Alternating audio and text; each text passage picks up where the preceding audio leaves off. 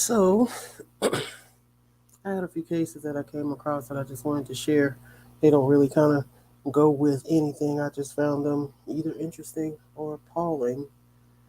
And this is one of the ones that I found appalling. So it says this couple was arrested on child related sex offenses. We've got Nathaniel Fudge and Andrea Krager.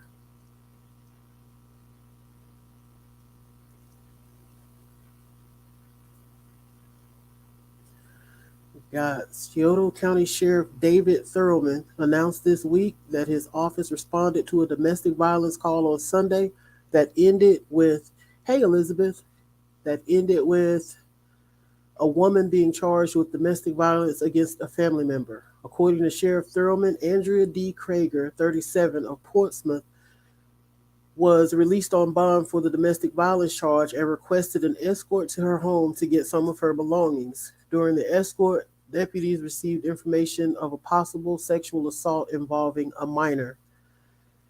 Nathaniel L. Fudge, 37, of Portsmouth, is being charged with one count of sexual battery, one count of unlawful sexual conduct with a minor, and one count of child endangerment. Krager is also being charged with one count of complicity to sexual battery, one count of complicity to unlawful sexual conduct with a minor, and one count of child endangerment. I never understood how these women can be just okay with this going on. Detective Sergeant Jody Conkle and Scioto County Prosecutor's Office Special Victim Unit were contacted. The investigation showed that a juvenile female had been having sexual conduct with an adult male for over a year. Scioto County Children's Services were contacted and responded. Two juvenile children were removed from the home and placed into the care of Children's Services. The juvenile female was taken to the hospital for treatment. Both Fudge and Krager are being held at the Scioto County Jail on a $150,000 bond. That's all. Sheriff Thurman says that this is an ongoing investigation that will result in more charges being shown to the grand jury at a later date. Anyone with information should contact Detective Sergeant Jody Conkle at 740-351-1091. This is a developing story. I don't get it. I don't get it. I would really like to know what the relationship between these two is. Like, are they brother and sister? Are they boyfriend and girlfriend, husband and wife? What was the relationship to the child? I mean, I have never understood how a woman can allow that to happen and can know that that's happening and not do anything, not say anything, and even worse than that is when a child comes forward and the person blames the child instead of standing with the child. Let me see if I can find a little more information on this. Try searching her name.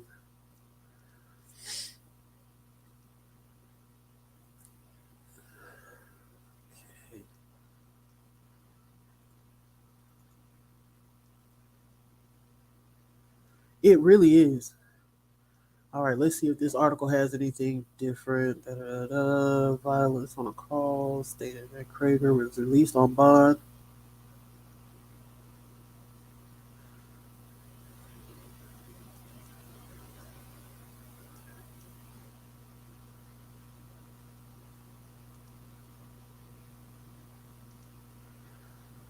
Okay, it doesn't. It still doesn't say what their relationship was, and I can't really tell by looking at them if they're related. Sometimes brothers and sisters will favor a lot.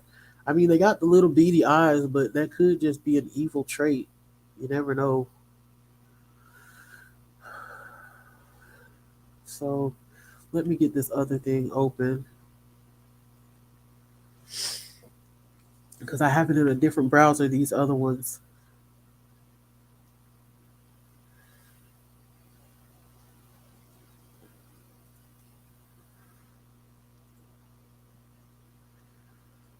Yeah, so I was just sitting at the house today with nothing to do really. I had a doctor's appointment, but it got rescheduled. Oh, Bakersfield. So the detective that I spoke to at Bakersfield emailed me back and basically told me that I have to do a FOIA request. Let me see where that is. That I have to do a FOIA request to records to get any type of information. I was really hoping that she would be a little more helpful than what she was. I mean, she sounded like she was gonna at least it's in Ohio, Scioto County, Ohio. Um I thought she would at least be able to give us a few numbers, but I guess she's not going to. So I've never done a FOIA request. I really don't know how, and I can't afford it right now. But if anybody wants to do a FOIA request or knows how to do it to get the information we're trying to get, because 77 cases is a lot to try to request. And I'm sure that there's going to be a fee for each individual case. So maybe records can put together some type of report that answers a few questions like how many have been found or whatever like that. I have no clue how all that works. I can call over there sometime next week and try to uh, find out what we can work out. And then if anybody wants to volunteer to get that FOIA request stuff, then it would be greatly appreciated because it's coming up on a year that we've been kind of peeping around Bakersfield and being outraged. So maybe it's time to start getting some answers and finding out what's really going on out there and where these kids are disappearing to, because it just absolutely makes no sense that I can look at a list of 77 children that are just vanished off the face of the earth. It's just, it can't be. It can't be.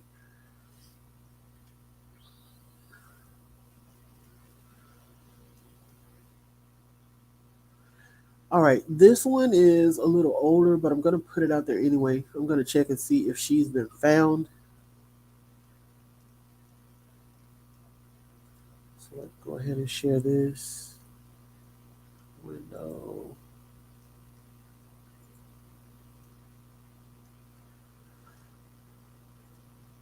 Okay, this is, let me add it to the stream. This is a missing 10-year-old, Geneva Bryant, last seen Thursday, which would have been in August. So yeah, I'm really late on this one. Let me check real quick and see if she's been found.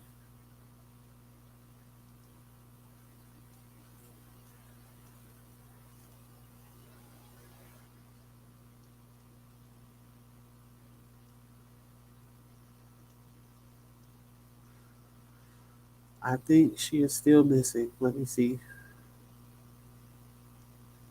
As of September 30th, she is still missing.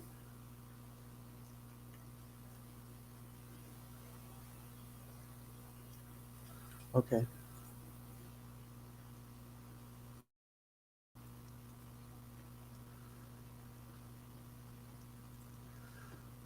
Okay, so Goldsboro, North Carolina.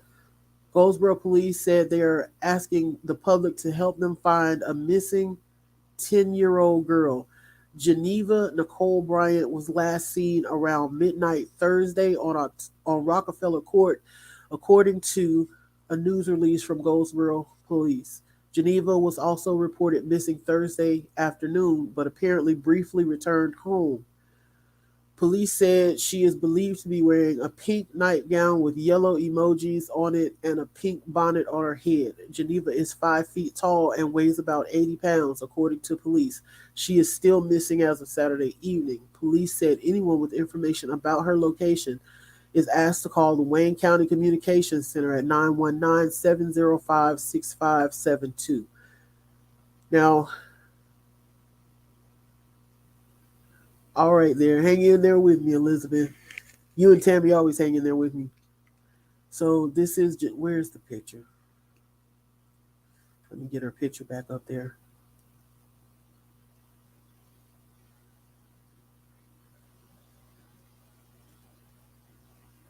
10 years old and missing. It's kind of weird that she came back home for a little while and then left again. Let me see if I can find her on missingkids.org.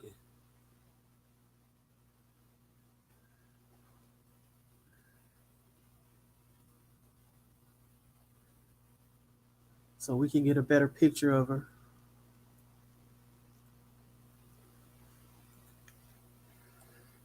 Geneva Bryant.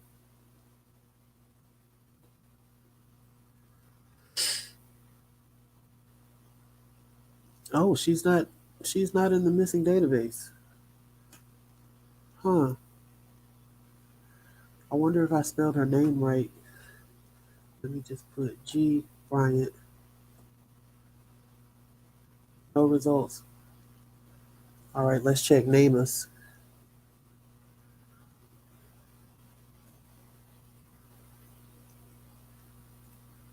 Because that one site says she's still missing, but it looks like a site that someone created, so it might not be updated right. Genieva. Oh, Bryant.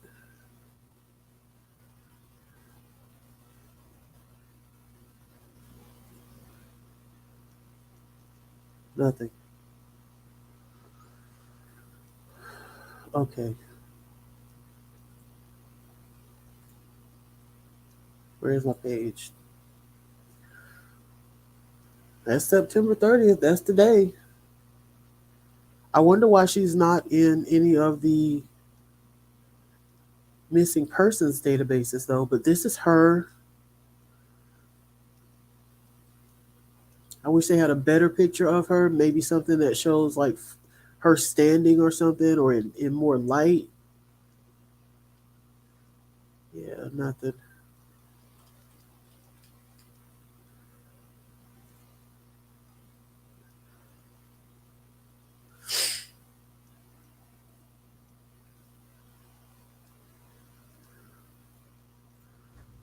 Okay, that's not what I need. So that's Geneva Bryant from North Carolina. We need to keep an eye open for her. Let's see what else we got going.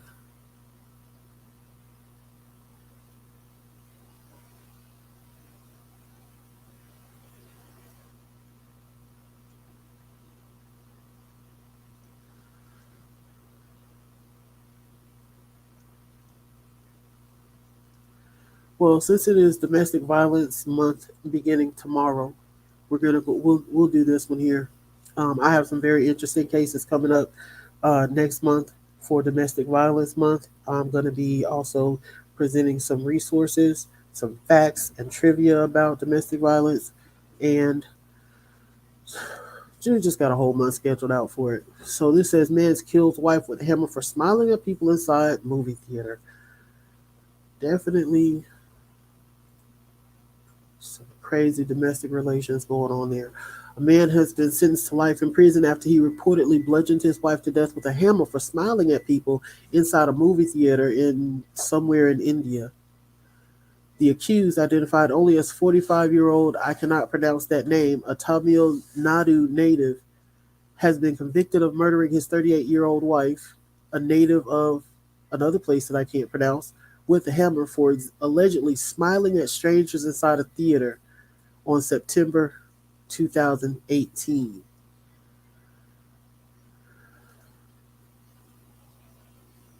And I guess, huh? Counting your mom, huh? That's what she just read. You said something else. Oh, well, you need to come over here and pronounce all of these because there's a whole bunch of them there. I can't get. It should be up there. If it's not, it's in that box in the bottom of the closet.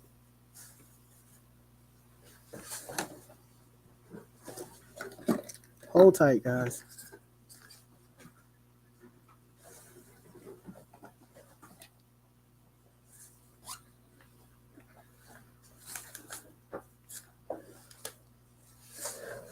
All right.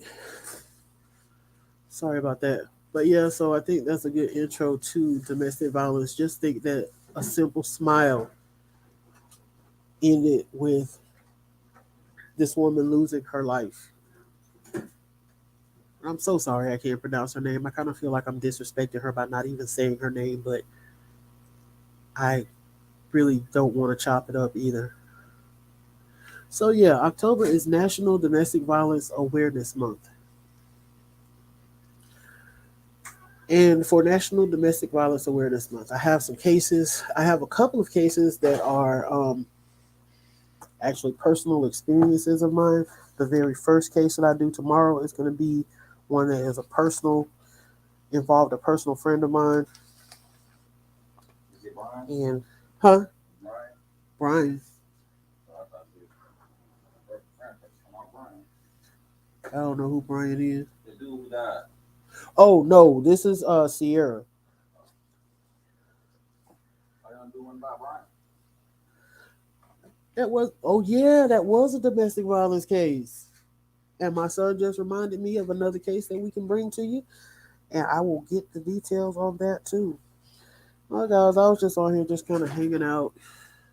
Let me see if there's anything else over here that I just really wanted to share with y'all.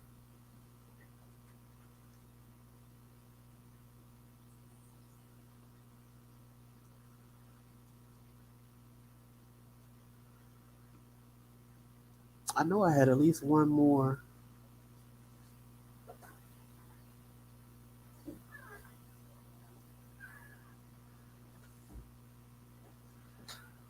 We did have another school shooting the other day, but I don't think I sent it to myself.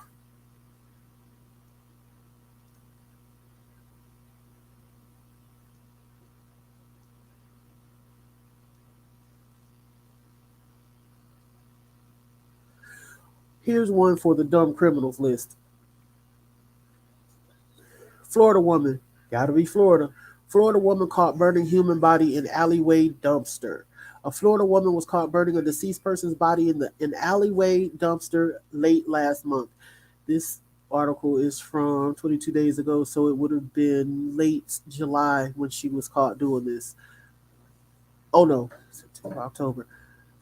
It would have been August. Cree Daniela Worley was arrested on Tuesday after she was caught on a security camera footage leaving the scene of a dumpster fire at around 12:42 a.m. on August 18th. When firefighters extinguished the flames, they discovered a woman's body that was burned beyond recognition using flammable liquid. The victim's upper and lower extremities were destroyed, but the medical examiner managed to identify her through a single usable thumbprint as 31-year-old Heather Elizabeth Olmsted.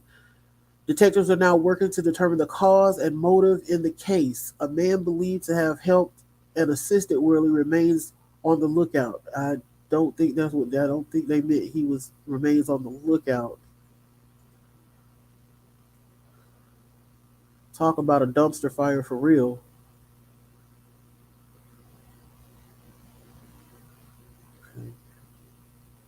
Go for it. That's Mississippi.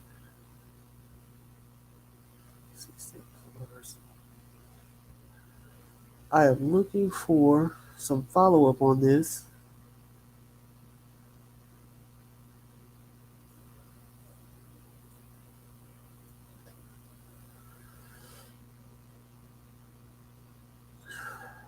St. Petersburg Police Department said it has identified a burned body that was found in an alley Thursday morning. Police say Monday that the body belonged to 31-year-old Heather Elizabeth Olmsted. On the morning of August 18th, St. Petersburg firefighters responded to a fire in an alley behind a building on 2920 Emerson Avenue South. After putting out the flames, they found a body that was burned beyond recognition. St. Petersburg police spokesperson Yolanda Fernandez said Thursday that it was impossible to tell the race or gender at the time due to how bad the body's condition was. Olmsted's death is being treated as a homicide. If you know anything related to the situation, call 727-893-7780 or text your tip to TIP 411. All right, so yeah, I just wanted to come on here and just chat with you guys a little while. Mainly give you a little insight into what's coming up for the next month and what we're going to be looking into. And I definitely got to get that information on the Brian case because, yes, indeed, that was a domestic violence case and it was also a personal friend of mine. So I've lost 2 friends to domestic violence.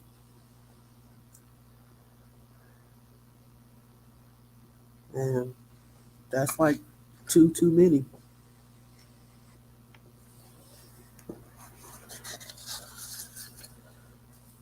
I'll probably come back on later tonight since it's the weekend.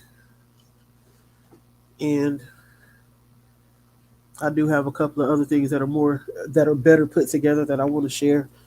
Um, I was really just kind of bored for a moment. Just needed to do something. Um, I will see you guys later. Bye.